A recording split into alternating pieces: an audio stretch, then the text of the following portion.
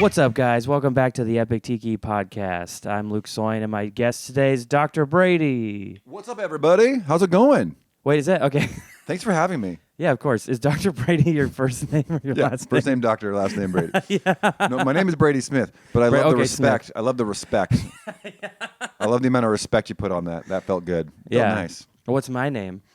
Luke, which is short for Lucas. It's not. Nope.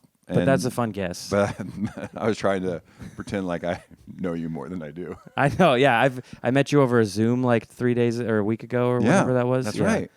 Yeah. So it's nice to meet you in person. Yeah, and you're going to be doing some jokes tonight. Yeah. At our show. Yes. Which is awesome. Thank you for doing that. Thank you for having me. I appreciate it. I'm excited. I've never performed at the Crest. Neither have I. In Sacramento. And I've lived here. I've done stand-up for 13 and a half years. I've filmed people do sets there. Okay. Like friends, and nobody's ever been like, you want to do a set? So I'm like, finally, I get to do it, you know? It looks like an awesome venue. Yeah. I'm really excited about it. It's very nice. It's like a Sacramento staple. Yeah. You know, it's a nice, beautiful theater. I think we have two nice old movie theater types of, but the Crest is like live also. There's the Tower Theater, which is on Broadway, and they're a movie theater. Like they don't have. Got it. I'm sure like a live performance could happen there, but I don't think they do that. So. Well, not with that attitude. Yeah, it's true. We just got to ask them. Yeah. Yeah. It's. I'm super excited. It's gonna be a fun night, I think. Yeah, we got Dr. Bert. What's Bert's? Bert Walpack. Bert Walpack. Okay. Yeah, we got. That is such a dentist name. Well, that's not his real name. Oh, okay. It's his stage name. Just like Jimmy Earl. His real name is Seth Holland. Oh, okay. Yeah. So if you want to look him up, if you look up Bert Walpack DDS, you'll find nothing. So he picked Bert Walpack as his like fake name. That's what he picked. Yeah. Did he use like a name generator for dentist? Because that's such a dentist name. I feel like. No, I don't know. What I do know is that I knew him for over a year before I even knew his name was Seth. And so, like, he's in my phone as Bert. I call him Bert. I do not call him by his real name. Because I learned it imprinted upon. Bert is what imprinted upon me. Right. And so now he's Bert. He's always Bert. Yeah.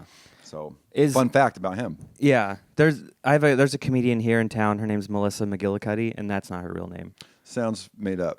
Yeah. Did you say Jimmy Earl's not Jimmy Earl's real name? Yeah. Okay, I didn't know that till just now. I mean, his name is James. Like that part's real, but his last name is different. I don't know if he wants people to know. I feel like it's silly because you're like, I'm Dr. Brady Smith, and here's my office, and here's me sexually assaulting my employees or whatever. Right. And he's like, I don't want anyone to connect comedy, and he's not even like, he doesn't do those kinds of bits really, I guess.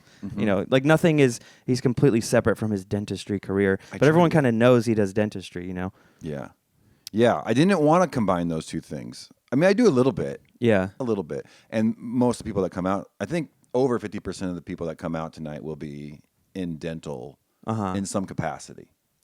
Like a front office worker or a assistant or a hygienist or something. Sure. And then we get a good group of dentists that come out too.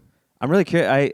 I grew up going to this dentist in El Dorado Hills, which is like 25 minutes away.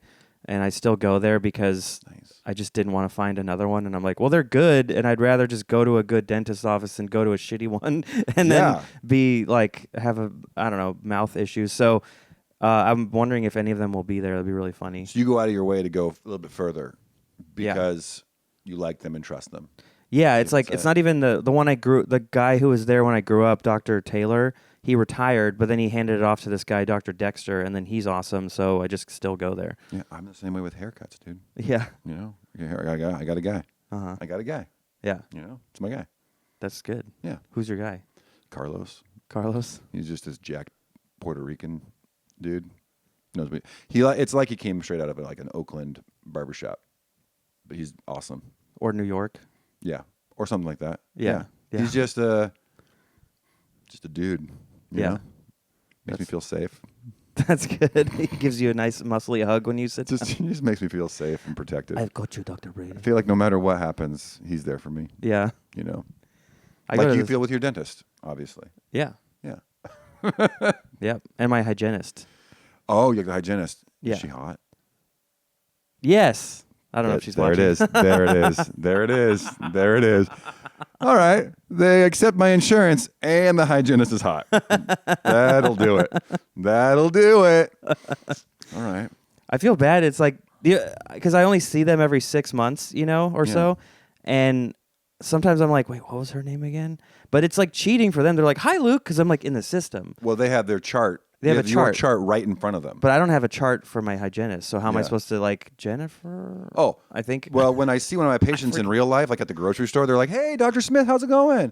Yeah. I'm like, hey, you? Yeah. How you doing? It's good to see you. You have to do the Hollywood thing where you're like, nice to see you. Yeah. I hate Like, it. not even again. You don't know if you met them or not. So you say, nice to see you. Have you ever seen people do that? Yeah. One lady, literally in the produce section of the grocery store, comes up to me and no context, no like, I'm your patient. I didn't recognize her. Okay. Did not even like know who this person was. Yeah. To me, stranger. And she's like, ever since I had a filling done, my pee has been orange. And I'm like, I'm just trying to find some cantaloupes right now. And I don't know what you're talking about. Apparently I did a filling on her like 2 weeks previous. And she started peeing orange. And why? I don't know. It's not related. It sounds like a terrible problem, not dental related. Yeah, So- I've never heard of that. But she swore. I was like, maybe schedule an appointment and come see me. I'll take a look at that. Yeah. Were you weren't in your No. scrubs, were you? No, Yeah. but I was kind of wondering if you were going to show up in scrubs today. I thought- Just like a priest, you just always wear your outfit everywhere you I go. thought she just like maybe recognized me from social media or something like that. Oh, yeah. She was older, so that definitely wasn't it. But then she was like, "No, I'm your patient." I'm like, "Of course you are. I know that. I know exactly who you are." Of course, yeah. You're the one Jane. with the dog and the husband Right, and the orange pea. and the orange. Now I know who she is Yeah, now you'll never forget. because she pees orange, Yeah. and that's memorable. It is. Yeah. That's fun. So I want to know like how. Okay, so you have a big following on TikTok and Instagram and stuff, Yeah. and then now you're headlining comedy shows. Yes. So like, did you start doing comedy like for fun, or did you just make videos that were funny, and then you took off and you're like, I should also do stand up? I've always felt like I'm like stand up adjacent. I have a lot of friends that are stand up comedians. Okay. And I have for a decade. And you're from Portland? Portland, Oregon area. Okay. Vancouver, Washington, not British Columbia. Right. Vancouver, That's Washington. frustrating when you're so close and you're not that same thing. We're not even that close. Vancouver, Canada is like 5 hours away. Oh yeah, but I mean, in the world, it's like Yeah. you could drive there. Right. It'd You be could. like if LA was also Sacramento. Right. It'd be like, or Sacramento was also LA, Yeah. or whatever. Yeah. Or if there was like a Sacramento, Oregon, Yeah. it's like 4 hours away. Right. Or even just like I went to Ontario, California a few weeks ago to do comedy, and everyone's like Canada, and I'm like no, like Yeah. Inland Empire, Yeah, that's exactly the same thing. Rancho actually. Cucamonga. Yeah, except they're further away. Yeah. Right. What was the question? Something about. You like how did you? Oh, how did I get started? So yeah. So I started on social media, just kind of sharing my thoughts and my day to day, and a lot of stuff that I was doing was like getting super viral, and so I started getting a bigger following.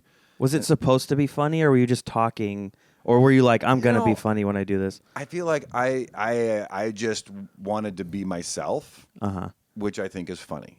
Okay. And so I've always been like a class clown type of funny, like just cutting up. And Yeah. if I ever believed that someone would laugh at me for doing something, I would do that something.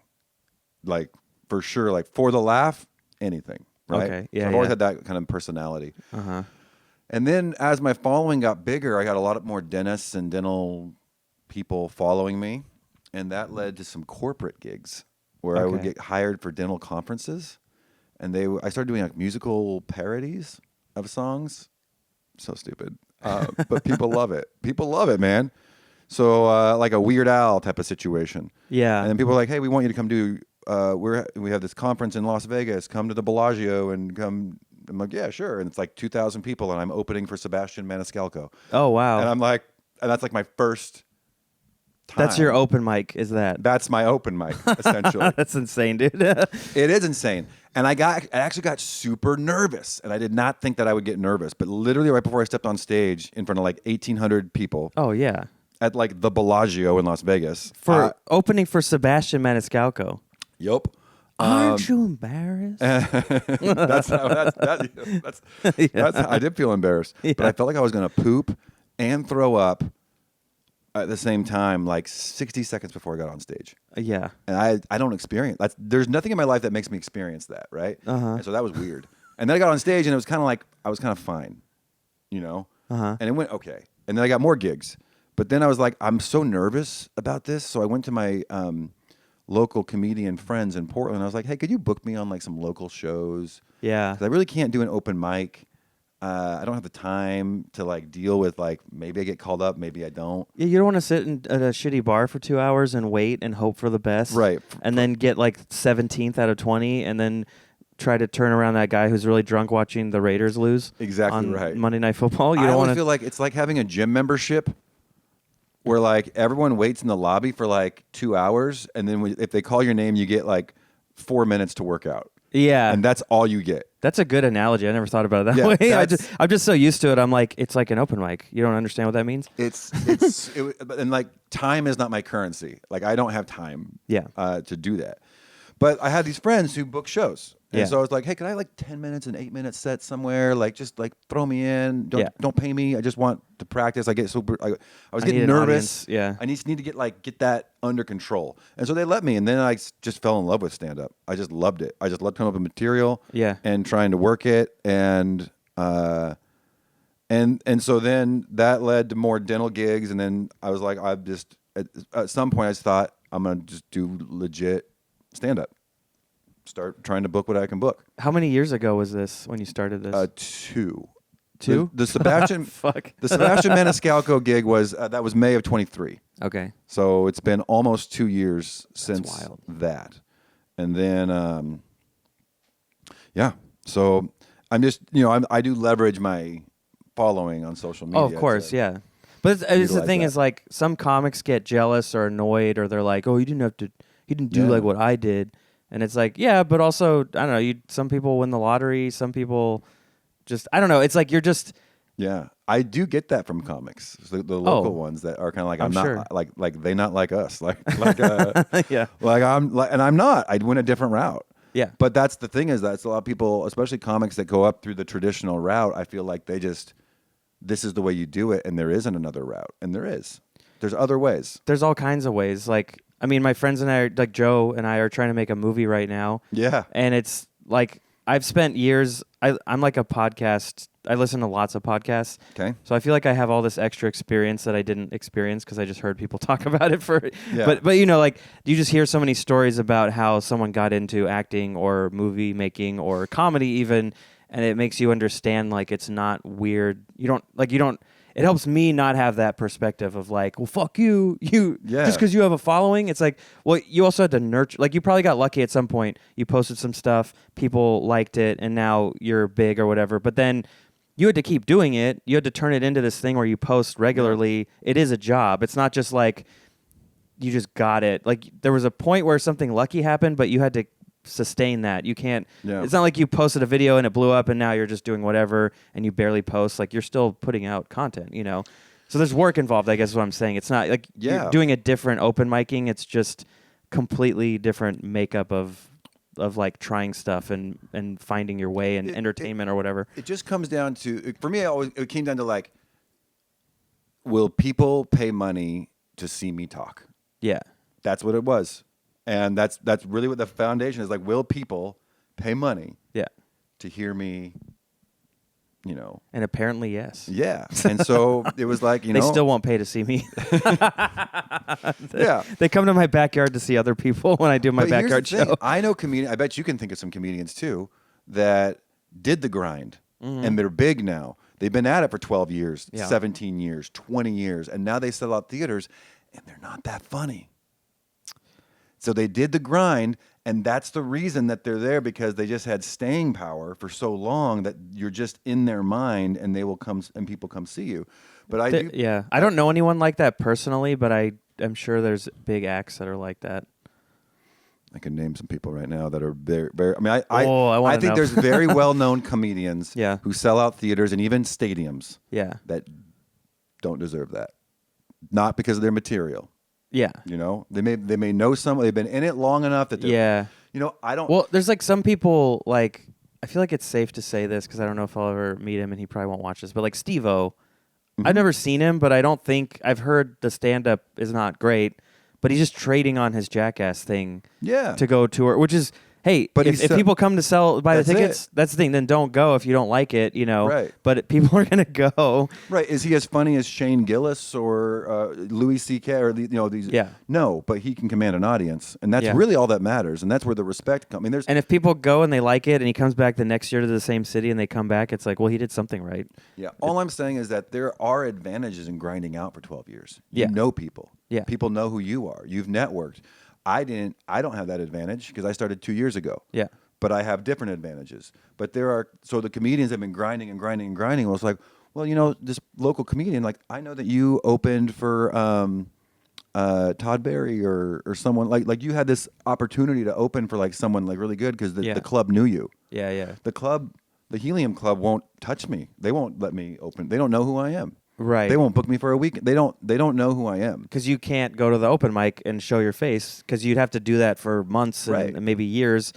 Like the process to get past at the punchline here in SAC, it's a little different now, but the basic process is you have to drive to the San Francisco punchline on Sunday Yeah. and hang out.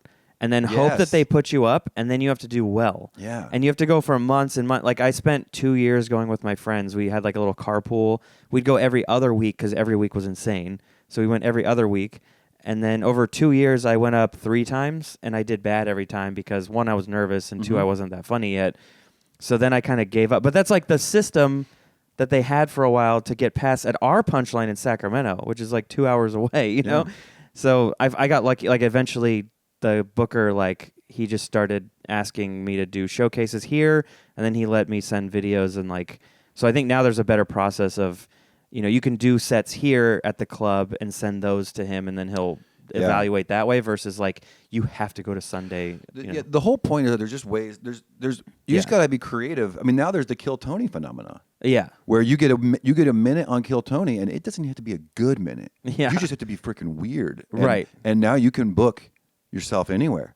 If Kill Tony makes you a regular. Yeah. Right. Or even if you just have an interesting viral moment on Kill Tony, and your name was drawn out of a hat. Yeah. You just have to be like a cartoon character, and you can book a tour. That helps. Right? I saw somebody. I was in Tampa with my friend JR, and we saw David Lucas. Yeah. And like I don't even think he has an hour. I'm not even trying to be an asshole. He like for half the show it was just line up and I'll roast you guys. That's it. That's what he's known for. But he's also good at it.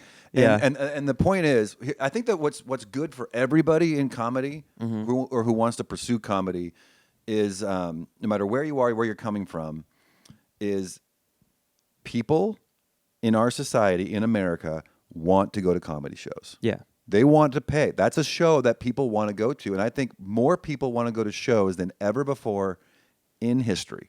They want to go to comedy shows. Yeah. That's why you think who were, back in like when Dane Cook had his meteoric rise. Yeah. Like, I was in high school for that. He was doing stadiums. And that was insane. He was the only one doing it. Like there was no one else doing stadiums, right? And I think before that it was like maybe Richard Pryor, a few. Dice Clay would do that. Yep.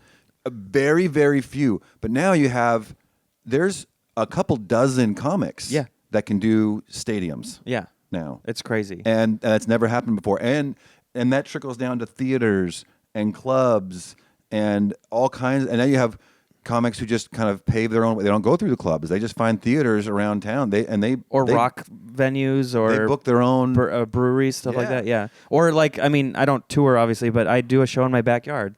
Yeah. And that's just because like there was COVID and now I don't know, but people like that. And then you have people who you have like political comments or political comics. Yeah. And they have their niche. And the people who want that can go find that. And that's what the internet does, is it allows people to go, this is what I want to consume. And so you can go and consume whatever you want, and there's an audience for everybody. Yeah. Which is kind of cool when you think about it. So when you're like, I don't know, like the whole you didn't do it how I did. But it's just it's that's just bitterness though. Like a lot of times it's those comics are people that, whether they're good or not, a lot of them are good, but it's like they they either don't want to do the work of like finding their audience, or it's almost like they want the audience to come to them. Yeah. But it's like that audience is waiting out there. There's a slice of the pie for you if you go find it. Some of these comics that think I'm not one of them in Portland, like I go to these small Portland gigs. Yeah. And there'll be 5 comics on the ticket, right? And I bring a guy with me who films everything. Yeah. Maybe I have a viral moment. Maybe I have a heckler. Maybe something like I don't know. So I film everything that I possibly can, right? That's what you gotta do. And so I go there with my guy, and there's 4 other comics there, and I say, hey, my guy's filming anything and everything. Like he won't charge you any money. Do you want me just to film and he'll just send it to you? Your set? No one accepts it. Really? Nobody says sure. And I'm like, okay. For free? Yeah.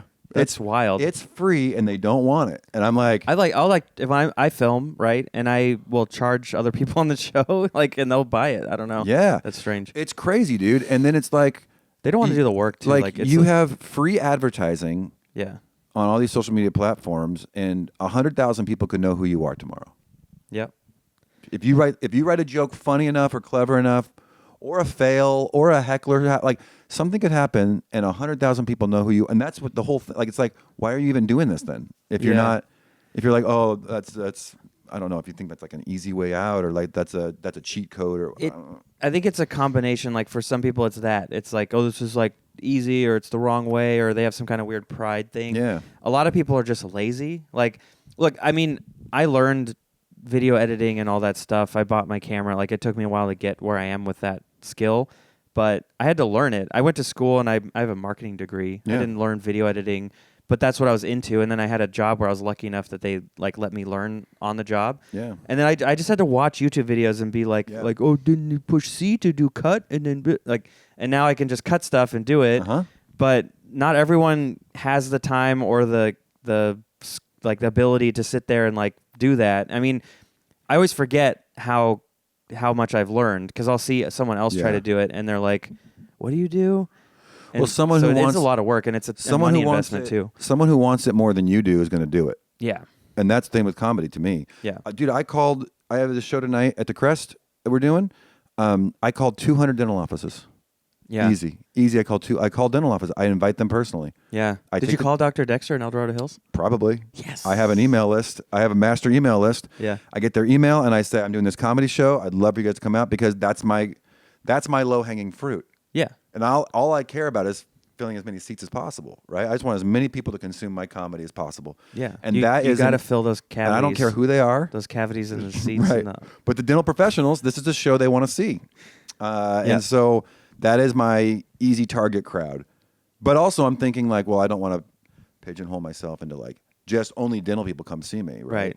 So that's my next thing is that I'm like, how can I appeal to as many people as possible? Like Yeah. I just want as many people to consume it as possible. I mean, yeah, I think it's like, I mean, not all your material is dentist focused, right? It's like, And that's deliberate. Yeah, Because yeah. I don't want to be like, because then when the dentist offices come and they bring like their wives, husbands, boyfriends, sex slaves, whatever, bring your sex slaves tonight, guys. you're lucky, Morty. Tonight, I don't know why I said Morty. Bring it's the not a gimp. Rick and Morty joke. Bring the gimp. Yeah, you're getting a night out tonight. We're gonna let you out. Don't tell anyone what we. Okay, this is weird, but no. But my point is like, if your jokes are more than just dental stuff, then those Yes. people remember. They'll tell their friends, and then next time you come to town, it'll be like everybody maybe. You Yeah. know? Yeah, and that's the biggest compliment I get after a show is like some hygienist brought her husband, and he's like, dude, I thought this was going to suck. Yeah. And it was actually not terrible. That's like, yes. I did it. That's like a girlfriend at a Shane Gillis show. Like, he was really funny. Yeah, that's exactly right. I thought he was just going to talk about football and the president a lot and Yep. history. Do a Trump impression. Yeah. Yeah. It's a very good Trump impression. It's a great Trump impression. Yeah. Man, I got to come up with an impression. You don't have any impressions? I have one, but it's stupid. This is my impression of Louis C.K. if he was a dentist. And I look at someone in the audience and I say, "Can I? Will you watch me while I floss? I can't actually floss unless you're watching me." And I don't do a voice or anything. It's just that's it. That's my Louis C.K. impression. Oh, okay. If he was a dentist, You can't do any It's terrible. voices or? I don't do voices. Oh, okay. No, I wish I did. I like to do them, but I feel like sometimes in the moment, like it's like do it. It's hard, but then I'll be watching a movie and I'll be like, I'll be like, razor sharp rocks, like Yeah. Gimli or Yeah, no, I do. I do stuff like that too, and I think maybe there's some things I could work on to get good at that. She gave me 3 golden hairs from her But head. dude, isn't that crazy? Because that's another, as far as like comedians who have shortcuts. If you can do impressions, Oh yeah. you can go anywhere. Yeah. Dude, impressions are, people love it, Remember dude. Pablo Francisco? I mean, he's still Yeah. doing comedy, I think, but Yes. Yeah, that's his whole thing. Arnold Schwarzenegger is the little tortilla boy. Yeah. And it doesn't even have to be that funny, dude. Like, Yeah. if you People are just blown away when it Yeah. sounds the same at all. Uh-huh. I mean, I do And that. Some of these people are actually super funny too. Yeah. But it's not a prerequisite. If you can just do the impression, Yeah. you don't have to be that funny. That No. is the funny. That Yeah. the impression is the funny thing. Totally. And you could be like, if you could be, you could be sour grapes. You could be like, oh well, you're only selling out clubs because you do a Trump impression. Yeah. It's like, yes, that's correct. Yes. That's and why I pay my bills now and I'm happy. And now I can, and now I pay my rent doing my, Yeah. doing my Trump. It's like, whatever does it, dude. I just feel like that's where I get respect. That's where I get respect for someone. Is like, whatever it does, like, Yeah. There are limits for me where it's like if you're just I don't know, like if somebody's whole act was like I can do Cartman for 50 minutes, it's like, well, now you're just doing someone else's IP for 50 minutes. sure, But yeah, I mean, Sure. I get what you're like. Yeah, I'm just saying like there's a limit where for me I'm like, okay, now you're just Yeah. Because one thing I hate too is on social media people do this thing where they'll take a viral video, whether it's like someone falling or just a girl with her boobs out somehow, Mm-hmm. and at the end of the video they'll put their face just being like, or Yeah. something, and it's like so now Or it's their video. The screens duetted, and they're just like, Yeah, and they're and not they're pointing at it. There's nothing Yeah. added. They're not adding anything or transforming the material in any way. They're not comment. Like if you're gonna sit there and comment and you have funny jokes, like great. But if you're just gonna sit there and be like, "Can you believe? Yeah. What is even this?" It's like that's Mhm. not a. That why do I need to see you reacting to Yeah. this in your car? Mhm. While you after you. But just I don't got- think those people can ever translate into. I mean, like, here's the thing. No. Even if you gather, there's a staying power that is Right. based on merit. Yeah. Like you might do something viral, and I know comedians like this that have gone super viral for crowd work or whatever thing, and then their live shows, their material isn't as good as their Yeah. crowd work is, right? It's that one moment was amazing, but then the other Mhm. stuff they talk about, yeah, But that's enough to sell out some things. But you let a year go by, yeah, and you go back to these cities, and you're not selling as many tickets in these cities as you were right. when you were high off that viral clip. So the market has a way of evening its way out, but and some people have that success and they think it's forever. Yeah. But it's only forever if you're giving the audience what they want. You got to make them laugh. Yeah. They got to leave the show happy that they went to your show. Yeah. So you can't live off or otherwise you're just you're squandering Well, that moment. and I think the fact that you are aware of that will make you last, like it won't be like a year or two of touring or whatever. Yeah. How long have you been touring now? Probably touring 6 months. Technically, Sacramento is the launch of what I would consider the big oral fixation tour. But I've been calling my other dates oral fixation, the Uh-huh. oral fixation tour. But it's way more like local to where I live. So I Okay. live in Vancouver, Washington, and I did Enumclaw, Washington, and I did Bellingham, and then I did Spokane, and I did Tri-Cities, and I did Eugene, Oregon, and I just kept it like places I Yeah. could drive to at first. And now it's like we're going Sacramento tonight, Phoenix tomorrow, Yeah. LA on the 3rd, Portland on the 10th, and then there's a Denver, Salt Lake, Boise. That'll be a crazy weekend. It'll be crazy. Yeah. And You already had a video guy, and then I'm just taking a spot, or what happened? no, my video guy is now my merch guy. Oh, okay. So Oh, is that Lowell? yeah, we still need you. Okay. Yeah. Oh yeah. No, I mean, apparently, like I've been told I'm going, but I'm Lowell- like, I hope Lowell- I'm not usurping somebody. Lowell has been with me for a long time, and he does anything we need him to do, including but not limited to clandestine activities, nefarious behavior. Lowell's my guy. And he So he looks was like he my- plays the drums really well. He's a guitar player. Oh, okay. Yeah, he can wail on He the just drums. looks like a drummer, He's and a he also musician. looks like he works at a used video store. He's a And he- musician. Yeah, and he can do a lot of anything. He's great. But he's my merch guy now, and so that's why your skills are still necessary. If you thought that they weren't. I hope that my hosting duties. I hope I live up to the hosting ability. I don't know. I mean, I've done it a lot, so like, I don't know. I'm always Dude, hosting is hard. Yeah, because it's a cold audience. They don't know who you are. Well, the worst part is I've done shows where after I go up, then they're like, all right, they'll laugh at the feature. Yeah. And I'm like, what about me? But that is the job.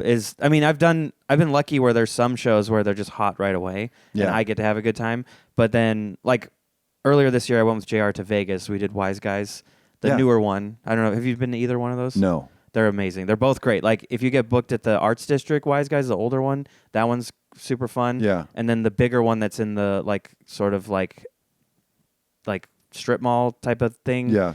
They're both like on opposite ends of the strip, like off the strip. Yeah. But the newer one is awesome too. It's huge. It's like 400 people or something. Oh, that's good. Yeah, or maybe good. 350. It was a lot. And anyways, we did that, and it was great. Like I had a great time just hosting. But then we went to Mohegan Sun in Connecticut, which is like this casino. Okay.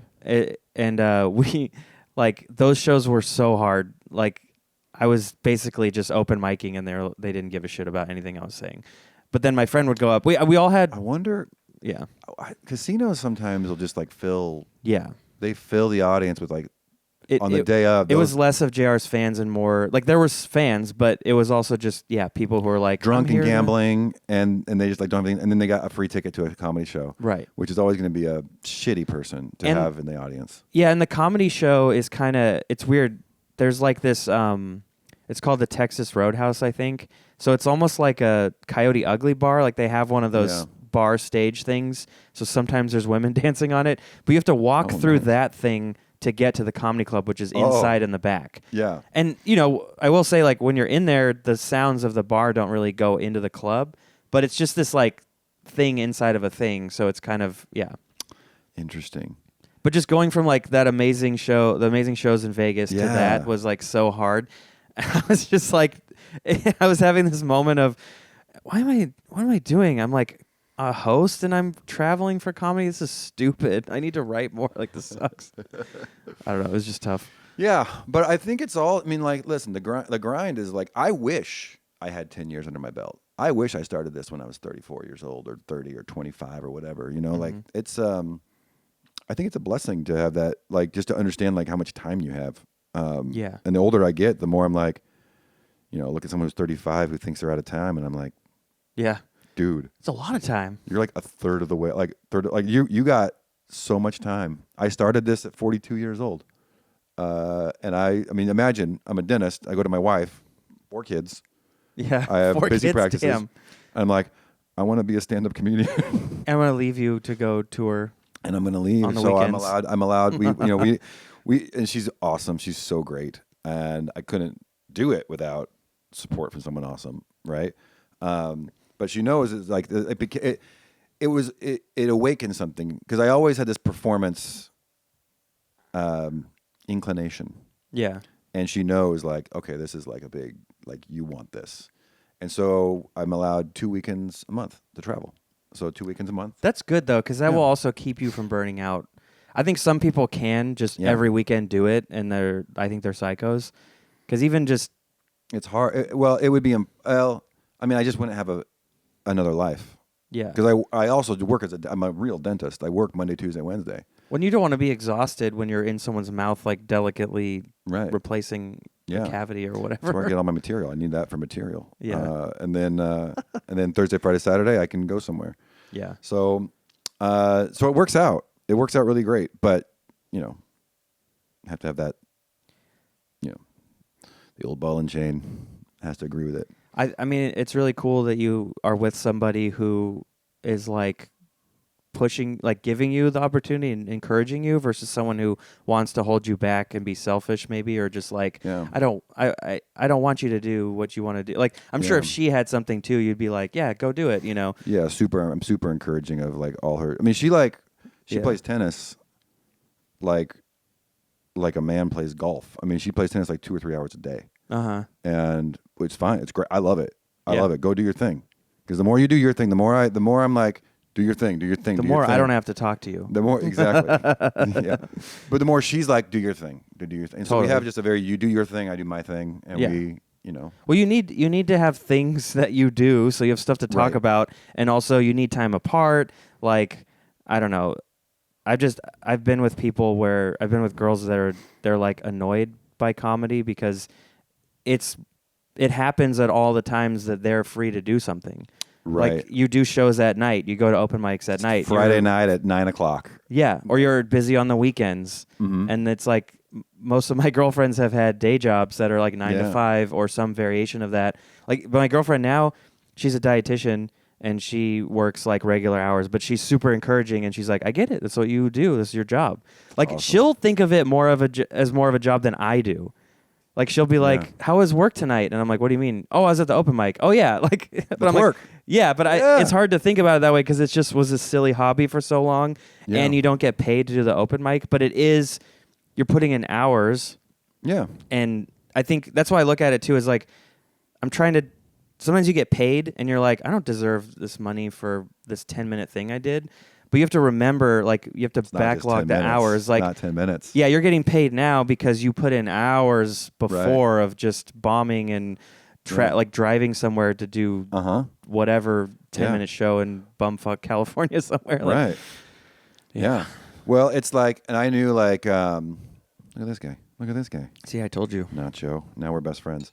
Well, when I did that dental conference, and I told you I opened for Sebastian Maniscalco, so I know the guys who run the conference, and so I was privy to what they pay their headliners, and it's $200,000. Whoa! So I got a free flight and a free hotel. Yeah. And they couldn't actually pay me because I'm a dentist, and there's this thing called the Sunshine Act, which is like the same reason why pharmaceutical companies can't pay doctors to like pimp out their medicine. So, like at a conference type of thing? So they can't directly pay me because the conference sells products. And because the conference sells products and I'm a dentist, that I could be a customer of theirs, and I am a customer. Like, I buy products from them. Yeah. They can't pay me because it's a conflict of interest. But they can comp me stuff. And so I was like, 1,800 people, I'll go perform in front of 1,800. Like, I just wanted the opportunity, right? Yeah. I just wanted the experience. They paid you an exposure. Yeah. But then I found out they paid Sebastian Maniscalco $200,000. And I'm like, for an hour? Now, he killed, and it was masterful. Yeah. Did amazing. What, and to do clean comedy that good, At a like corporate like a Nate dental- Bargatze, like that is truly a talent that is not appreciated enough. Is because Nate's like, you watch Nate and you forget that he's being clean. He's so funny that you don't even think like, oh, but he's not saying fuck or shit or talking about sex. Like, he just is funny. And one of the most offensive things my wife's ever said to me was she went to one of my shows, and I get a little bit. I'm like PG-13. I'm like hard PG-13. I have some like sex and cum jokes and stuff. Yeah. And she's like, "Why don't you just be clean? Like, you should just be like Nate Bargatze." I'm like, that's like saying I should be like Michael Jordan. Yeah, I mean, like, it is. you don't know what you're saying. Why Like, didn't you just cross him over and do a Pinoy step into a reverse jam? It's like, because that's really hard. why don't you just dunk on him? Like, Yeah. oh, because I can't dunk. That's why I can't do that. So Okay, stop. Come here. yeah, she didn't realize that. But as far as like Sebastian, man, like that dude deserves $200,000 for his 1 hour. Yeah. He deserves it. You know, it's like he earned it. Yeah. You might think like that's too much money for an hour's worth of work, but it's not an hour's worth of work. That guy's been at it for decades. Yeah. Well, that's why comics do corporate so much, because I don't think like, I mean, I don't know all the numbers of everything or whatever, but I mean, think every conferences always pay way more. Like corporate stuff, they always pay like big like that. I feel like whenever you watch like a podcast or you listen to a comedian talk about when they bombed, Yeah. it's always a corporate event. Yeah. They're like, oh, it's a corporate event because you bomb. I mean, like, Yeah. and I, from like starting at corporate events, Yeah. I can tell you like 50% of the people are, I mean, like more than that. Most of the people there in the audience are not there for you. No. They're not there for comedy. They don't know how to act at a comedy show. They don't know how to consume comedy. No. They're not used to it. And The lights are bright. Yeah. The room is too tall. The ceiling, like, I mean, the I was at energy the is weird. Bellagio, and the next Yeah. year they had me back, and I was at Caesar's Palace. Yeah. And it's like these enormous rooms. The stage is a $500,000 stage. It's crazy, dude. is it more like a theater when you do those, or is it like a big old huge conference room? It's a huge stage with this backlit, like my name. Uh-huh. It's fancy as hell, dude. I mean, it's funny because it's like you did do an open mic because you were doing comedy for people who don't necessarily want to see you do it. Yeah. So you were doing like 50 open mics at once with the amount of people that were in there. So in a way, you actually are catching up to the rest of us. People are like, but you can see like some people are pissed. Like I'm looking at people, I'm like, oh, they're so miserable right now. Yeah. And you see that, and the lights are in a way that like I can see people. Yeah. I can see too many people. Like I wish they would. I wish they would blind me. Like no, I don't want to even see the front row. Like just blind me, and I'll just talk to the light, and I'll be done. Yeah. Because I see people, and I'm like, oh, you hate this, you hate this, you hate me. This is the worst.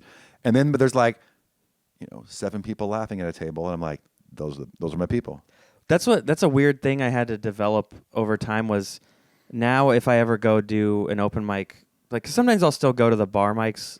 I've been lucky where I'm busy enough, like I have enough shows and stuff going on or other things that I don't just go on a Wednesday to like do 3 mics at open or bars or whatever. Yeah. But once in a while I'll still do them, and I've learned to like instead of hoping for big laughs or whatever, if I'm doing a joke, if I see somebody smiling, in a room where all the TVs are on and there's all this noise, if you get like that's a laugh. That's like a legit laugh. That's yeah. And you have to just tell yourself that because in this situation, unless you are Nate Bargatze, that is what you're going to get. Like, yeah. That's just what it is. And that's actually the way I laugh most of the time. Most of the time I'm just smiling. Like I do not like belly laugh, but I love consuming comedy, but that's kind of how I consume comedy. Sometimes I do, but like it has to be something that shocks me and, they took me for a ride and I really, fell for it. Yeah. And then I'll laugh out loud, but lots of times I'm just smiling and happy to be there, dude. Yeah. So, yeah. And I actually heard that in Europe, that's what people experience a lot too. They're polite. They don't laugh. It's like it's polite, like it's impolite to laugh. And most American comedians are like, no, I need you to laugh, dude. It feeds me. I would love to see, I wish I could see like Mark Normand in Paris or something. He'd be like, what are you psychos doing? Yeah. Come on, laugh. That's a great impression, dude. Yeah. Yeah. I listen to like all of his podcasts pretty much. So I'm comedy. Hey, queef. I'm gay. Queef. I'm Kevin Hart. Just says queef. Yeah, queef. Queef it up. Yeah. Praise Allah. Yeah. I'll just do that to myself, like alone in my house. I'll just be like, come, jizz, gay sex. Did you see Jeremiah Watkins do AI Mark Normand or something? Yes. So good. I did see that. He comes out on a skateboard, and then Mark Normand's there. It's so goofy. It's so good, though. Yeah. Jeremiah Watkins, man, what an underrated comic that guy is. He's so talented and works so hard, and I feel like he doesn't have any kind of household name, but he works just as hard as like Tony Hinchcliffe at building his show. Like his, because he has one of those shows where you like the comic goes up and they yell suggestions and you have to come up with stuff. Have you ever seen that? No. Oh, Comedy on the Spot, I think it's called. I think I've heard of it. They do it at the Comedy Store. He does it all over now. Like he'll good. do ones in New York, so he'll do it at the Stand. Is it the same as like what the Mothership does with the Bottom of the Barrel show? Probably. Where they have a barrel full of ideas. Yeah, and except this is like the audience just yells shit out. Okay. So they'll be like Siamese twins, lawn mowing, and then you have to like say stuff. You just be like lawn mowing. Yeah. And then what's the deal with lawn mowing? Yeah. When I was a kid, I used to mow the lawn, and I don't know. Sometimes it works pretty good. I've seen people bomb on it, and it's like, oh, that's so awkward. Yeah. That kind of stuff's fun. I've never done anything like that, but I would. It sounds fun. I've done it a couple times. Yeah. I wanted to try a show in my backyard because so I do a once a month show, and it's just a showcase. But I kind of thought it would be cool to do something like called doubles, like comedy doubles or something. Yeah. And then just like book duos, and then just have the 2 comics go up and riff together, like no material, and you just have like 3 or 4 or 5 sets where it's like 10 to 15 minutes each, and we just like talk to each other, get suggestions, and then just try to like joke around as like because I've seen clips where like Sam Morril and Will Sylvince will be on the stage and they're talking at the cellar, and I'm like, that looks cool. I want to try that. Yeah. But I keep forgetting every time I book my show to like try to do that. I like it, man. I think there's lots of times, like I said, dude, I think there's lots of creative ways to entertain people. And that's all that matters. People leave the show and they're like, that was cool. Yeah. That's awesome. That's something different. Totally. A little bit different. All you got to do is tweak it a little bit different. It becomes super memorable. Yeah. So I mean, even Kill Tony is not like super groundbreaking of an idea. No, it's just what if an open mic was a podcast and What if an famous open mic- comedians yeah. commented on it? You're like, it's great if they murder, it's great. If they bomb, it's great. Mm-hmm. And there's an interview that happens afterwards.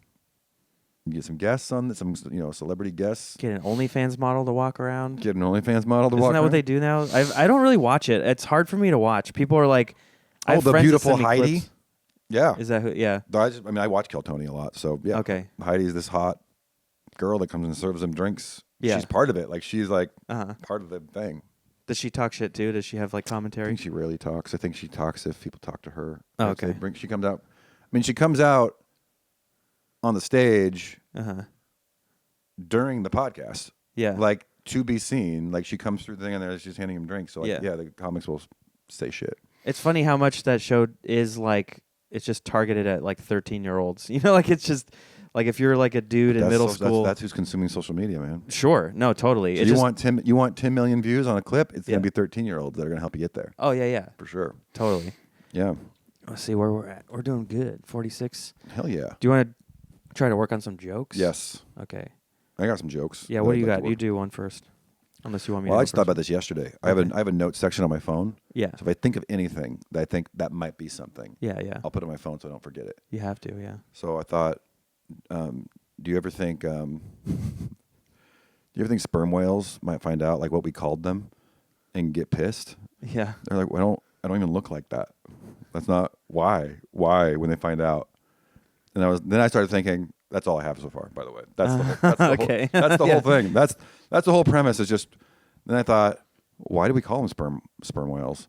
And I don't know the answer, but there might be something funny in figuring that out. Yeah. So that's on my list of things to do. Maybe like put that into a bit. Yeah. Animals are funny, I think. Yeah. Animal bits are always funny, I feel like. Yeah, especially animal bits like their genitals sometimes are really weird. Like Yeah. a corkscrew penis or yeah. I have 15 minutes on a horse dentist that was a patient of mine, equine dentist. But that's my Wait, bit. so you were the dentist of a guy who was a dentist for horses? Yeah. I like that. I have a whole 15-minute thing where he invites me out to his and farm. the dentist and the horse that the horse dentist works on is a dentist for like a mouse. I don't know. I just want there to be like this like chain that goes down to like an amoeba. Yeah. Is that Like- stupid? I don't know. Yeah, I don't know. But that's my sperm whale joke. Yeah. I got another one. Well, Do we work on how do you play this? Do you want we work on that joke? well, yeah. I mean, to me, it's like you want to try to get something out of it, like maybe a tag or a Okay. new direction for it. I'm trying to think. Let's figure what's- out right now. Let's do the research live Okay.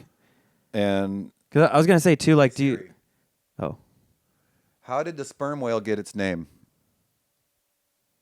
she's looking. Okay, the sperm whale, hold on. This might give us some more. The sperm whale was named after the milky white, semi-liquid, waxy substance, spermaceti, found in its head. Spermaceti. I ordered that at Macaroni Grill last night. This is actually really funny. So, okay, the sperm whale was named after the milky white, semi-liquid, waxy substance, spermaceti, found in its head and originally mistaken for sperm. So it's not even the shape of the whale. No, it just like excretes something that some old sailor was like, oh, it's jizz. So they have like brain jizz, and then people were like, Yeah, the name derives from the Latin spermaceti, meaning sperm of the whale. The common name for this species is actually an apocopation of spermaceti whale. "Wow, The substance is not, of course, the whale's semen. It was mistaken for such by early whalers. do you think it also smells like bleach?" So wait, is it jizzing out of its head? Is it like leaking jizz out of its brain? I don't know. Why were they like, what's this milky white substance That's so found in its head? So they would kill the whales, open it up, and be like, there's jizz in its brain. So should we call Cadbury eggs sperm eggs? Yes, Because they have, because there's jizz inside of them. yeah. which I don't know what that says about me, but that's my favorite yearly treat is a Cadbury egg. That's just so good. That's how obsessed early whalers were with sperm. They just like opened up, like did autopsies on the whales. They're like, there's jizz everywhere. There's jizz. It's just jizz. It's just like the. It's not. It's just like the sleeping quarters, gents. There's Now, jizz now I everywhere. want to look up videos of this. So anyway, that's. I want to look up videos of like what did they see? Yeah. Why did they think it was sperm? Enough I so mean, when that you're they on call it the sperm whale. when you have scurvy, you can't think straight. You just think, did Jensen jizz in here? Like you Yeah. just think like one of the sailors was needed to get it out. Yeah. He played a prank on everybody. Like when you weren't looking, they cracked the head open. Everyone turned around, and then he quickly jizzed into the skull to prank the crew. I don't know. They probably thought that's how sperm whales have sex. That's how they make baby sperm whales. The one it just sticks its head inside the other whale's vagina, and then a new sperm whale is born. they just human centipede each They other. just ram their head Yeah. into a whale's vagina. A whale's vagina. That's a San Diego. That's a San Diego reference. Yeah. That's an Anchorman reference. But it was funny because that's such a crazy backstory for why it's called that. Because I just thought, Yeah. they kind of do look like a giant sperm.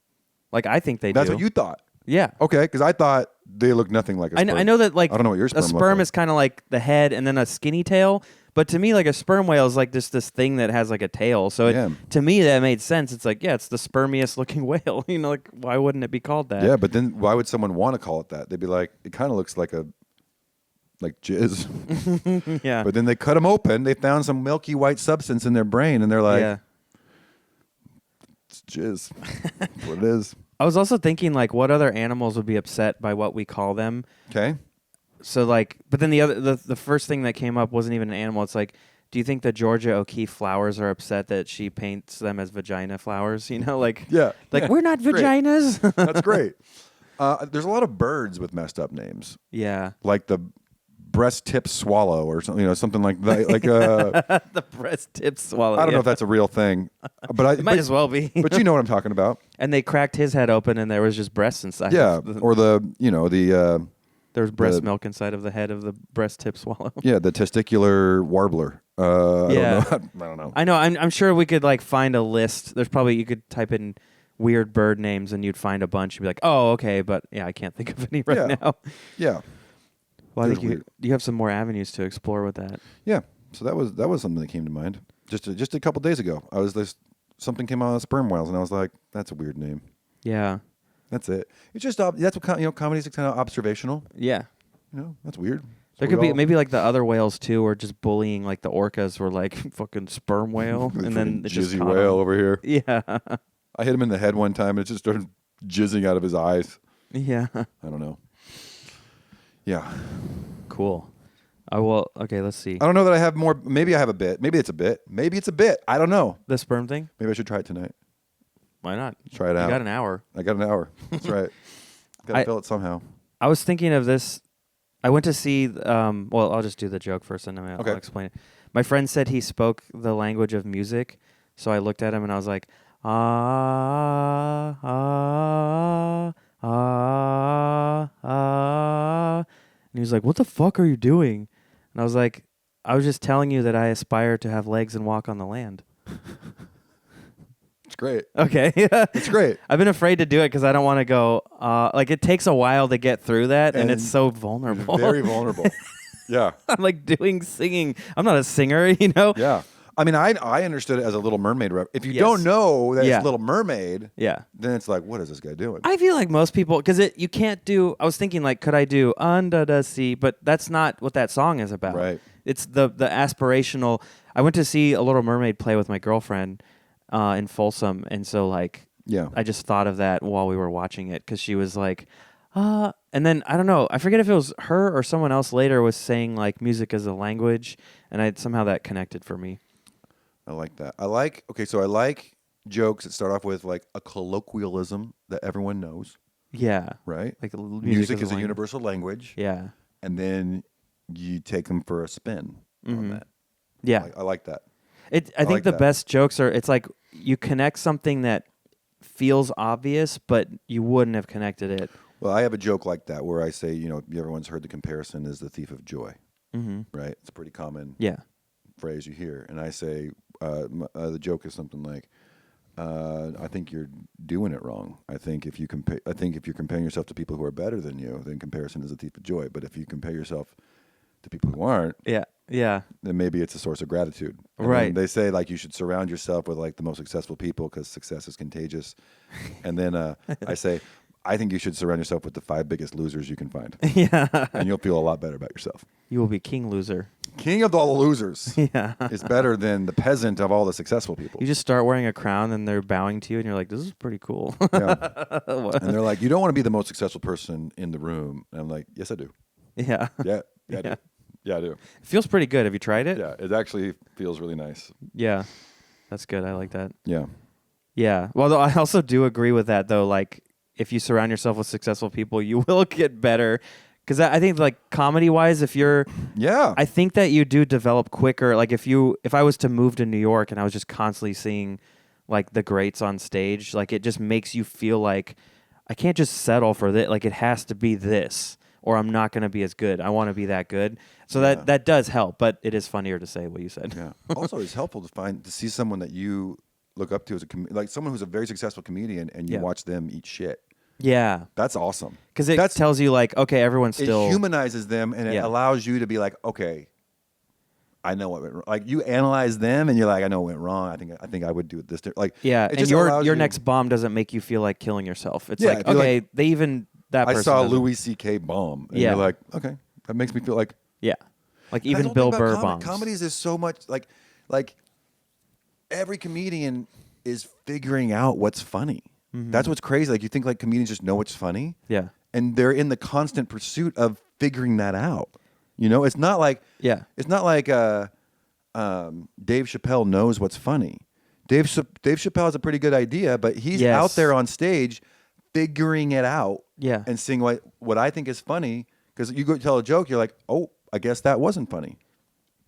And you scrap that because you thought it, but I thought it was, and now now I realize it's not. It could be like, this is gonna work. I feel like you could think it's funny, and it feels like this perfect written thing, and then it's just not. I don't know. I've had so many jokes.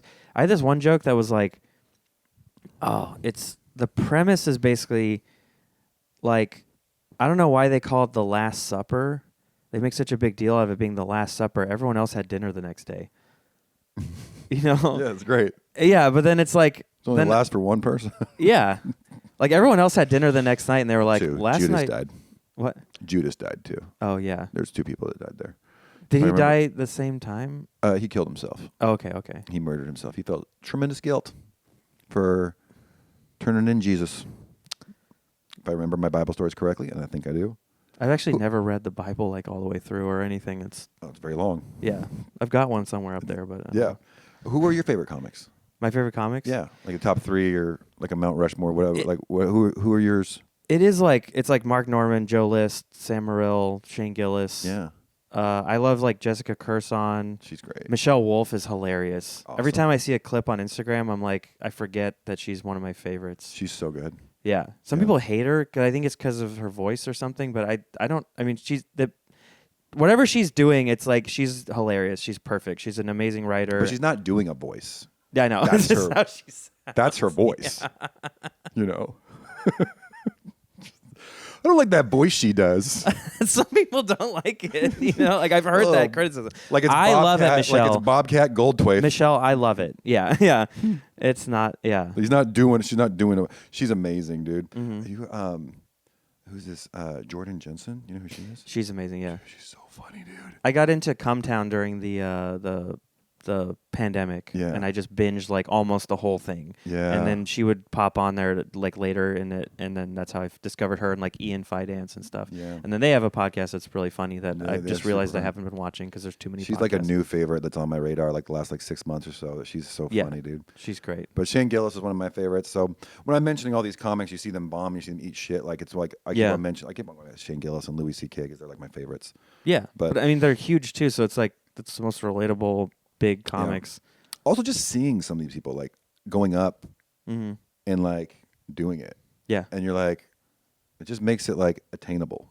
Yeah. You know? Just makes it feel like, okay. Well, just work on the material. The material's got to be good. Yeah. Make them want you again. Well, even just seeing my friend JR, like we started at the same time, like he started a year before me or so. Yeah. And then we all started the same open mics, and now he's doing all this cool shit. And he is insanely talented and talented. prolific with writing and all that stuff. Yeah. And he does a guitar thing. He brings the music. Yeah. And he does a good job with it. Yeah, it's not cheap. Like I think I've seen some guitar acts in the past that are like, we're just doing that because you don't have like a thing and you want a thing, but he just does it because that's what he does, and he could do the same set without it. He just wouldn't be able to do the music, but he would still kill. Like I've seen him do stand up with no guitar. It's like does he have the guitar the entire time? Lately, yeah. Does he? For a while, he would do like 10 minutes without it and then go grab it. But recently, he just grabs it and he starts but he'll stop and talk. Like he sits there and holds with it the guitar strapped on. Yeah, strapped on. Right. Yeah. I mean, I do guitar. Like the last half of my set is guitar. So I do stand up. I do stand up for like 30 minutes, and then I'll do like the guitar stuff. Okay. And here's the thing: I told my wife this. I don't like it. The guitar. I don't like that part, but it kills. Okay. Yeah. And so that's something that I adapt to. My audience loves it, but like the song parodies and stuff, like I do that for fun, like just to be stupid. Yeah. But then like that booked me dental conferences, and that got me started on stand up, and then I go out to, and my stand up does well, but my biggest compliments is the music. Yeah. So it's like, well, yeah. So JR is something I don't know him personally. Yeah. But I see his stuff come up all the time, and I'm like, that's really cool. But I always like focus on like the guitar stand ups. Like Morgan J, he does it too. He doesn't play guitar though, right? He just kind of does that singing. Oh, does he not have guitar? I thought he had a guitar. He like does that singing. I don't think he plays guitar. Am I wrong? Does he play guitar? I thought he did. Maybe he doesn't. He has that. I don't What's know that? him. That T-Pain vocalizer thing. Oh yeah. Morgan J. What's that called? I'm pretty sure he has a guitar. A looper. Is that what it is? A looper, dude. It's the stuff that T-Pain used. Oh, the voice effect. Yeah, fuck, I can't remember what it's called now either. They always like auto-tune. Not auto-tune? Some kind of auto-tune. It's auto-tune. Because I think it's a tool that you're supposed to use to help you tune, but if you do something to it, it makes it sound cool. So I think it makes it sound cool. It makes your voice cool. Yeah. And T-Pain made it popular, but then people were like, T-Pain can't really sing, but he can sing. T-Pain's an amazing singer. Uh-huh. It's weird. Okay, so now all the Morgan J clips, he's really going to town on his butthole. This is not the first time Nacho has licked his butthole on this podcast. You and me both, Nacho. Um, Me next. This is the best podcast ever. Yeah. Nacho licks your butthole while we answer questions about comedy. Yes. Okay, well, I dude, I feel gaslit by the internet right now. I'm like, no, I've seen Morgan J with a guitar. There's a guitar on stage, I think. Oh, okay.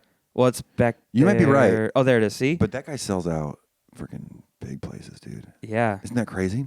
Well, and he's not even like someone. I don't know. Like there's almost like a comedy circle I follow as far as social media and podcasting. Yeah. You know, like it's like I said, Mark Norman, Sam, like those guys, and then sort of like I love Tom Segura and Christina P. and like that stuff, and then sometimes like Bobby Lee and Andrew Santino. I'm a big fan of like them. So, but those are like the people I like, and then if people don't cross into their world, then I don't know about them sometimes. Yeah. So then I'll hear about like Morgan J.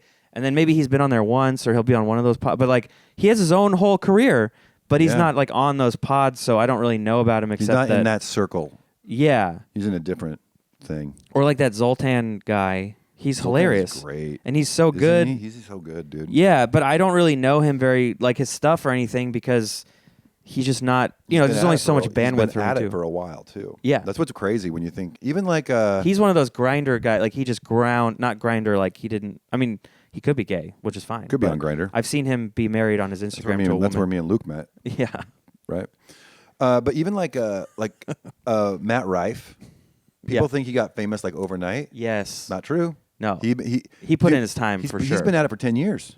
Yeah. He's young and he's been at it. He's like 28 years old, been at it for 10 years. He's got like 2 YouTube specials out that are not the Netflix ones. Yeah, I mean, his viral clips of his crowd work went super viral. Yeah. And so he started selling out stadiums. But that's also why he's so good at it, because he spent so much time like becoming a comic and learning and doing that. And then he was on Wild 'N Out, I think, too. Yeah, and then so he comes across your radar and you're like, oh, this guy just got famous like overnight. It's like, no, you just found out about him overnight. Yeah. He's been grinding. Yeah, yeah. He's been doing comedy. Yeah. You know? No, I respect him because I think some people like to hate. Because, you know, anytime someone gets that big, it's like, now we have to tear them down. They're too big. They're too cool. Whatever. And I'm like, no, he did the work. He deserves that. You can't argue with ticket sales, man. Yeah. That's the thing. That's the metric that just doesn't lie. People want to see, and I respect. Like, there's tons of comics that I don't think are funny at all, Yeah. or they're just in a niche that like isn't my thing, right? Or I don't relate to them in some way, Yeah. and it's usually political comics. I don't relate to that. Like, it's not my thing, but people Yeah. freaking love it. And I think that's great. Whatever side of the aisle, if you're a Democrat or Republican or whatever, and you get a comic that you like, and he tells the jokes that you think are funny, and you go see him, you support comedy. I think that's awesome, and I respect the hell out of that comic. You know, even though I don't think what their jokes are particularly funny. I'm sorry. We're just having this serious conversation while Nacho just destroys his own butthole. Nacho, you need a Grinder account. Nacho, We're gonna sign you up for Grinder after this podcast, so you can get a buddy to help. Nacho only fans. Because this can't be good for your spine. You're always bent over yourself like that. He has a kink in his neck. Like, Yeah. Oh, that's. tearing I'm my like, own butthole open. I'm like walking him down the street. My neighbor's like, "Wow, he's a real butthole licker." That one. Yeah. Yeah. Are you embarrassed? Aren't you Are embarrassed? you talking about my butthole in the podcast again? Well, you're the one licking it in front of the camera. Yeah, you have it facing the camera, licking it. Nacho. Yeah, he's not even like doing it off camera or the other direction. Oh my god. Jeez. So, Oh, but there goes. as far as the language thing, I also think people say cinema is a language. So I wonder if there's Okay. a bit I could do where I'm like, so then I cut this guy's ear off to torture him. I don't know. That's a Reservoir Dogs reference. But Yeah. there's got to be something like, Do you have a problem? You ever have a problem letting something go that's not working? Because I have lots of bits like that where I'm like, I think used I could to- go somewhere, but I try I used to have that just more force it. when I was like anywhere from like 2 years to 6, 7 years in, I was like that. I would just keep doing a joke even though it wasn't really working.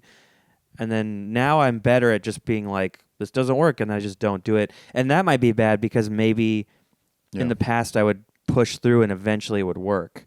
And now I'm kind of like, if it doesn't work 3 or 4 times, I'm kind of like, Can I share a joke that I did that didn't work? yeah. So, and I kept on pushing it. Mm-hmm. I had this idea for a crowd work joke, but like a predetermined crowd work joke where I kind of would like, I know what they're going to say, so I would look at someone in the audience and I would ask them questions, right? Yeah. But the questions I would ask them wouldn't be like, what do you do for a living, or who are you here with tonight? Those are the normal questions, you know? Yeah. I started asking questions like, what's your mother's maiden name? Mm-hmm. And they would say, and I would like pretend like I'm writing it down. Yeah, yeah. And I'd be like, and what was the name of your first pet? yeah. And then I go through this list of like all these banking, like security. Sure. I go through the security questions. What's your favorite restaurant, street you grew up on? Yeah. And then you could do that, and then like in the middle, just be like, by the way, your porn name is, and then keep going, like just to break it up. But in my head, I was like, that's really clever. Yeah. And then all of a sudden, the audience slowly starts to get what I'm doing. Yeah. And then it gets to the point where basically I'm stealing your identity. Yeah. Through crowd work. Uh-huh. I'm like, I don't care if the club pays me. I'm just gonna steal your credit card now. Yeah. At the end, I'm like, what bank do you? You're more like a Wells Fargo guy. You Bank of America. Like, what's your bank? And Yeah. like, You look like a Citibank boy. yeah. And so the whole time, just kind of collecting and harvesting data, and I just never had anywhere to go with it. It had no finale or It had no pop at finale. the end. It was kind of clever, but then it was like, I just don't know now what, And so I would do it, even though I had nowhere to go with it, Yeah. and it just fucking Well, because sucked. someday it's like you'll figure it out. Like, I think if you do it long enough, there will be one day where you're just in a state of mind or something will happen and you'll get it. That's why I but- kept doing it. If Yeah. I just keep doing it, I'll figure out where it's supposed to go, and it just never did. It just never did, dude. It's so hard. Yeah. And it's such a it's like, crowd work. You guys like crowd work? Okay, how about do some crowd work? Hey, Yeah. gentlemen. The first person I did it on, his mother's maiden name, dude, he was like from like Iran Yeah. or something like that. And like his mother's maiden, I was like, what? He like said it, and I couldn't even pronounce it. I was like, Farazazi. all right, moving on. Yeah. So in my head, I'm like, next time, white person. Make sure I choose a white person for that. Yeah. Because I choose some Middle Eastern dude whose like name I can't pronounce. Right. Like, That ruin the could be whole- like a fun bit. ruin if the you whole do it joke. right. I think I do have some stuff. They're like loose end kind of things that I say that I think they're gonna be funny somehow, and it just never gets a laugh. But I keep doing it. I think one of them is I love it. Yeah. Because I do that too. I have this thing that I start out. I'll be like, I'll say like my first line is I'm a white. Sorry. And then like if it works at JR's shows because his audience is like mostly Filipino. Yeah. So they'll just laugh Yeah. because they're like, you are white, whatever. And then but then I'll be like, I've been asking audiences all year what kind of white they think I am. And then I go like, someone at a show recently said, or fuck, I'm already I'm just getting it out of the way for tonight. So someone at a show recently was like, Chardonnay. And I'm like, shut up, Mom, But that actually happened at a show. Someone did that. But then, so I do that, and then eventually I reveal that I'm Russian, and I'll be like, and then they'll be like, oh, and I'm like, yeah, I know. And I'll be like, are there any Ukrainians here tonight? And then usually it's quiet, and I go, I guess we're winning. That's good. Yeah. That's good. That's good. And then once in a while, someone will be like, I'm Ukrainian, and I'll be like, get him. And then that works pretty good. Yeah. But then the thing I do after that is I go, I don't really know where to go after I say this fucked up thing. So then I'll always be like, yeah, I don't know. So like, we'll do a shot of vodka after. That'll fix it. And in my mind, like lazily, I just think that that's going to be funny for some reason. But it's not. It's just like a thing to say to get to the next thing. Yeah. But for some reason, I just keep saying this extra little line that doesn't need. I could just. And I think I've done sets recently where I just didn't say it and I move on and it's fine. Yeah. But I think it's almost like I feel bad for saying something so dark. But that's my sense of humor is I like dark jokes. Yeah, that's what's cool about comedy is like for me like some of those things like you can't actually write. Like I've never been successful with some things like writing something out. Like like sit down with a pen, writing something. I'm like I feel like no, I have to go perform this. Yeah, and I have to figure it out while I'm doing it. What? And it's like jumping out of an airplane. Yeah, with a parachute. You know, you got a parachute. Like, I just got to jump out there, and then I got to do something. Yeah, you won't know if you can do a 1080 3 times in a row unless you're actually falling through the sky. Full send, dude. Yeah. Just YOLO that and just full send it. Yeah. Well, I mean, I don't. People hate him and love him, but I don't care. I just listen because I like the comedian pod or guests. But Joe Rogan always says. Comedy's like the one art form that you can't just do alone. Yeah. In order for it to like get better or be the thing, you have to do it with an audience. Like you have to get a reaction. Yeah. You can't just paint it and be like, here's my painting. And the actual writing is like only half of it. Yeah. Like you can write it, but again, it's like sometimes it's less than that. It's like, I think this is funny, and you're gonna go find out it's not. Yeah. And or this is funny, but you have to find out how to make it funny. So even the professional funny people, I feel like what makes me feel better is like they don't know what's funny either. They're out there figuring out the same way I am. Yeah. And stumbling. They're just better at it. And they're quicker. stumbling, and they have more. When you have experience of like, it's stage time, and you can figure out, well, if I say this is going to go over well. Right. But you still can't predict everything, No. You can't predict to the degree to which it will be funny. That's also something. How funny is it? Yeah. Because that's that whole is it funny? And then how funny is it is a whole other question. Totally. Well, and the fun thing too is like this is one thing I like about open mics is the other night I was doing the open mic at Laughs in Old Sacramento, and the host is disabled. He's missing his legs from like here down. That's hilarious. Yeah, it's already funny. or like here down, and he has these little like. He wears those like Oscar Pistorius legs that have like he puts shoes on. Yeah. So it's like he looks normal until you kind of notice you're like, oh fuck, there's no legs, and so he's hosting the show. He brings up a guy who has even less legs, and then one arm that's missing. Oh wow! So that guy goes up, and then he goes in the bucket to pull someone, and the guy he pulls is a blind guy. So the blind guy goes up, and then after his set. Logan is the host. His name's Logan Farr, hilarious comic. He'll be a guest sometime. He's like, sorry, guys, I didn't mean to bring my entire disabled basketball team to the mic tonight. Yeah. So then I was next, so I go up there and I go, hey, guys, I'm also disabled. I'm gluten intolerant. Just like... But it was like in the back, and it got a good laugh, but in the back I was like, is that funny? I don't know. And I have like 3 minutes in my head of like, is this even... But the thing, it's like it's an open mic, so I don't care. And also just, I don't know, it's kind of fun to just in the moment think of something. Like I like to do that now, try to think of something right after the person ahead of me if I can have a line. Because it's a great way to transition into your set. Dude, right before I go on stage typically now, I start, like my mind starts racing. I start thinking of things like, oh, I should say this. Oh, I should say this. Like I haven't written it down. I haven't like thought about it. It's just like, oh, here's a little idea. Yeah. And I just go out there and like they push me on stage and I'm like, okay. There's Joe. Joe's like peeking through the window. Is he Wrap it up. Yeah. I'm good when you are. He didn't text me. Okay. This has been fun.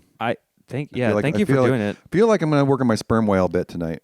Yeah. I might try it out.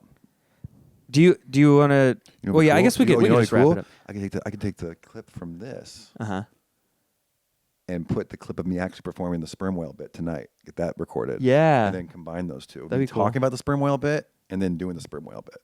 Yes. See if it gets a reaction. Actually, I if you hope can it bombs. get anywhere. I hope it bombs. Yeah. Because I'll be like, yep, sperm whale bit sucks, You dude. just cut back to this part where we're like, well, I guess it didn't work. Sometimes it's not funny, dude. Yeah. So either way, if it bombs tonight or not, it'll be good content. Yeah. And It's that's what everything is now. Can it be content? Mm-hmm. I was at church the other day. The priest was like, he had a crowd work moment. No, I'm kidding. I don't go to church. But anyways, so all right. So we got the show tonight. This is going to come out Tuesday. Okay. Because I think this week we didn't have one, so we'll have one. This will come out next year. So the show went great, hopefully. And then the Phoenix show went awesome, hopefully. That's tomorrow night, and it also will go awesome. Yeah. Or but has gone awesome. where do people go to like follow your tour and see us on the road? Yeah. drbradysmith.com, drbradysmith.com. And that's also my handle on social media. Instagram and TikTok are the only real social media platforms I use. And all the information's on my website. Sweet. Yeah. And you can find me at Luke Soyan on Instagram. I'm making a movie with my friends. We've changed the name. It's called Hell Gig now. So follow at Hell Gig Film on Instagram. Nice. And we have a Slated. There's this thing called Slated. You can put your movie up and then get funding, hopefully. Oh, nice. So I'm making the profile still, but please fund our movie. We're going to be at the Napa Valley Stream Festival. Donate Next weekend. to cool movies. Hopefully somebody with money wants to fund our movie. It's a great idea. Go watch it. I don't know. I don't really want to plug anything else. I do a show in my backyard. I don't know. The next one's May 10th, I think. Nice. Wait, I'll just say that really quick. That's important. Just May 9th. May 9th, because May 10th we're going to be somewhere. Yeah. Because I'm going to be hosting for Dr. Brady and May Dr. 10th is Portland. Walbeck. May 10th is Portland. Walpeck? Walpack. Yeah. Is what is it? Well, it's Seth Holland, but it's Oh, yeah. Burt Walpack. No, I meant where are we going to be? Oh, May 10th. Portland, Oregon. Portland, Oregon. May 10th is Portland, Oregon. Crystal Ballroom. Brady's kind of home. Yeah. All right, That's you guys. Thank you for watching. We'll see you later. Bye. Lick your butthole.